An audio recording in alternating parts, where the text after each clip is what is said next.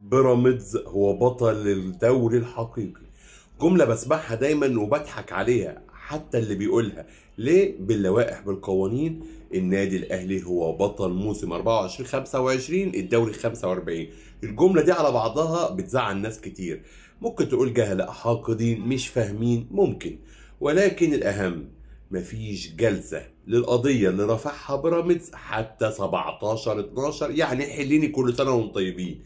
هيجي لك واحد برضه مش فاهم او فلاشة يقول لك ما هو كده الدوري متعلق ملوش بطل. اقول لك يا حبيبي الكذة نفسها قبل ما تحقق قلت لك اعلن البطل براحتك واحنا براحتنا بقى في دراسة القضية. فايه الى كل جاهل ومدعي وواحد حاقد او مش فاهم محترم بس مش فاهم، النادي الاهلي بطل موسم 24 25 الدوري ال 45.